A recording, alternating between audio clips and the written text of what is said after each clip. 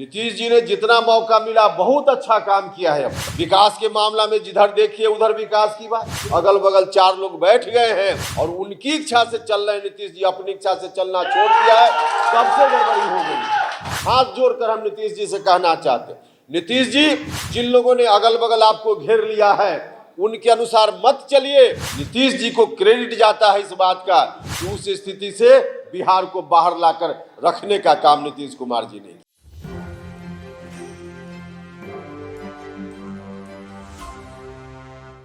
लोग कहते हैं सुख में और दुख में काम आना चाहिए। उपेंद्र कुशवाहा सुख में साथ रहा हो या ना रहा हो, दुख में हमेशा साथ खड़ा रहा है, दुख में हमेशा साथ खड़ा रहा।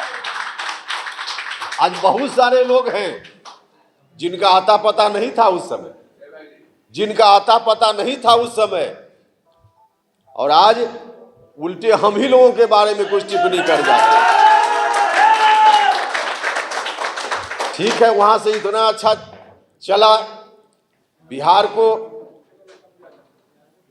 इतिहास नीतीश कुमार जी का नाम याद रखेगा, इस बात के लिए याद रखेगा, स्वर्ण अक्षर में उनको याद रखेगा कि जो बिहार की स्थिति उस समय थी, जो खौफनाक स्थिति, भयावह स्थिति, उस स्थिति से नीतीश जी को क्रेडिट जाता है इस बात का कि उस स्थिति से बिहार को बाहर लाकर रखने का काम नीतीश कुमार जी ने किया। बिहार बाहर आया, वहां से बाहर आया, लेकिन जो लोग संघर्ष में नहीं थे, जिनका कोई अता पता नहीं था, आज क्या हो रहा है, आज क्या हो रहा है। भाइयों और मित्रों, मैं हाथ जोड़कर कहना चाहता हूं, कुछ लोग मेरी बातों को गलत अर्थ में प्रस्तुत करने का काम करते हैं, प्रस्तुत करने का काम करते हैं। दुर्भाग्य इस बात का है, नीतीश जी ने जितना मौका मिला बहुत अच्छा काम किया है अब तक। विकास के मामला में जिधर देखिए उधर विकास की बात। पिछला 15 साल और नीतीश कुमार जी का 17-18 साल कोई कंपैरिजन नहीं। 2020 में जो विधानसभा का चुनाव हो रहा था उस वक्त हम साथ नहीं थे, अलग बात है, लेकिन उस बार भी 15 साल बनाम 15 साल का नारा हुआ और तब फिर से नीतीश कुमार फिर मुख्यमंत्री बन पाए। 15 साल जो पहले वाला 15 साल था, क्या स्थिति थी, बिहार किस रूप में चल रहा था। पुराना 15 साल उसको रिजेक्ट किया लोगों ने और नया आगे नीतीश कुमार जी के हाथ में सत्ता सौंपने का काम हुआ। बिहार के लोगों को लगा सब कुछ चल भी रहा था, लेकिन दुर्भाग्य इस बात का हो गया कि नीतीश जी जब अपनी इच्छा से सोच रहे थे, अपने मन से जब तक निर्णय ले रहे थे, तब तक तो बहुत अच्छा चल रहा था। जब से नीतीश जी अगल बगल चार लोग बैठ गए हैं और उनकी इच्छा से चल रहे हैं, नीतीश जी अपनी इच्छा से चलना छोड़ दिया है, कब से गड़बड़ी हो गई। आज भी मेरा मानना है कि नीतीश जी अपनी इच्छा से आज भी निर्णय लेने लगे तो सारी चीजें ठीक हो जाएगी, तमाम चीजें ठीक हो जाएगी। लव कुश अति पिछड़ा समाज का लोग, जिन लोगों ने ताकत देने का काम किया, लोग चाहते हैं नीतीश जी। हम हाथ जोड़कर नीतीश जी से इस मंच के माध्यम से फिर प्रार्थना करते हैं। हमने कई बार कहा है, हाथ जोड़कर हम नीतीश जी से कहना चाहते हैं, नीतीश जी जिन लोगों ने अगल बगल आपको घेर लिया है उनके अनुसार मत चलिए।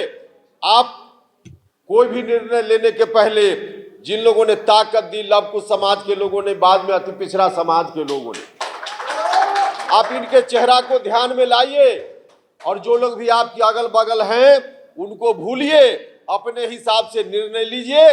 बिहार जिस तरह से चल रहा था आगे चलेगा और हम लोगों के लिए यह गौरव की बात होगी। बड़ी कुर्बानी देकर समता पार्टी का निर्माण हुआ था, बड़ी कुर्बानी देकर हुआ। आज हम जननायक कर्पूरी ठाकुर जी को भी याद करते हैं। कर्पूरी ठाकुर जी के बाद की विरासत,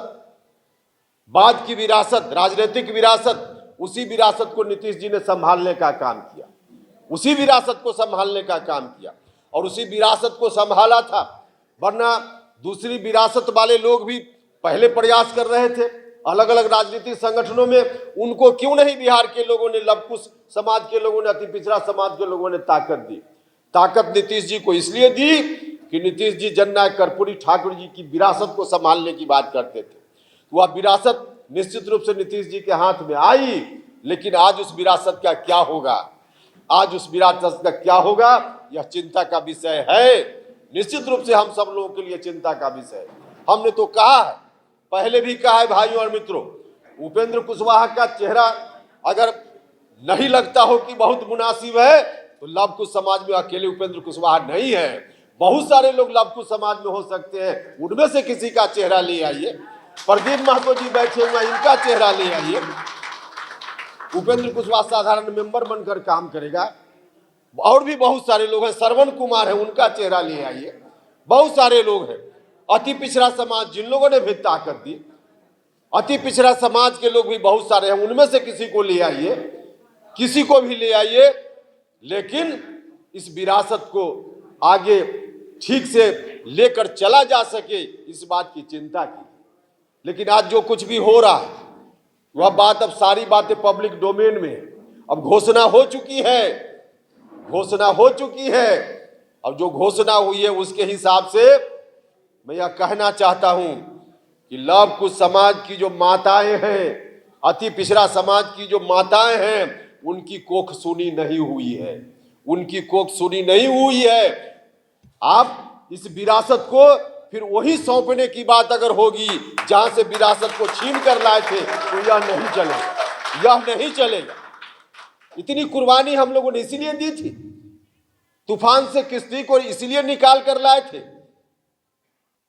कि फिर से किश्ती को उसी तूफान में हम धकेल देने का काम करें। इसके लिए नहीं लोगों ने ताकत देने का काम किया। तो हम आग्रह करना चाहते, हम आप लोगों के माध्यम से भी कहना चाहते कि इस विरासत को संभालने की जवाबदेही कोई लव कुश समाज के किसी व्यक्ति के ऊपर या अति पिछड़ा समाज के व्यक्ति जिन लोगों ने ताकत दी बनाने का काम, उसके हाथ में रहे। कोई दिक्कत नहीं, कोई दिक्कत नहीं है।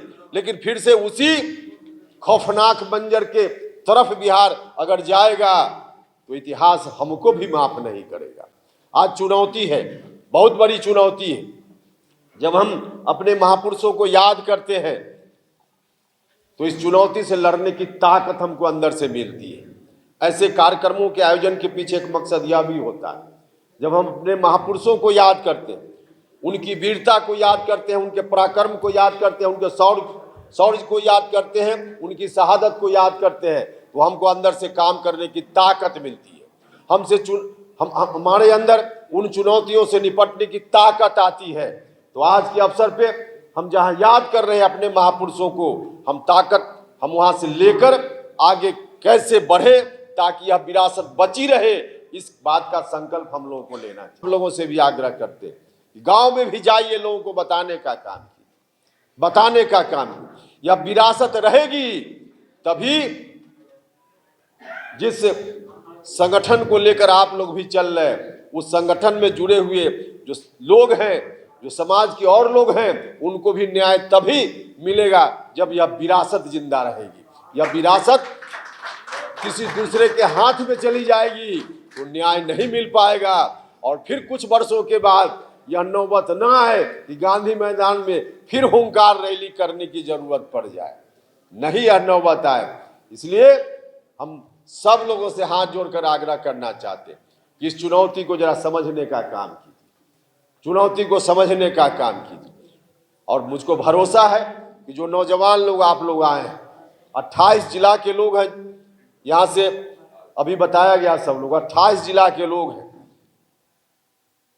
इतनी जगह के लोग, और इतने अधिकांश तो यहाँ युवा साथी ही नजर आ रहे हैं, अधिकांश लोग युवा साथी ही नजर आ रहे हैं। युवा साथियों, अगर इस चुनौती को आप लोगों ने गंभीरता से नहीं लिया तो आगे आने वाले आपके बाद की जो पीढ़ी होगी वह भी आपसे पूछेगी कि विरासत जब फिर से गिरवी हो रही थी तो आप कहां खड़ा थे, आप कहां खड़ा थे। इसलिए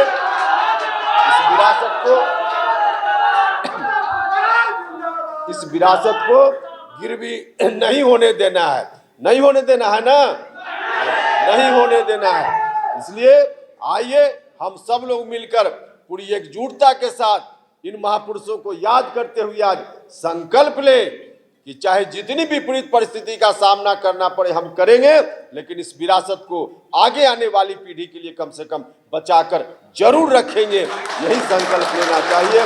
और इन्हीं शब्दों के साथ मैं विशेष रूप से कटियार साहब का धन्यवाद करना चाहता हूँ।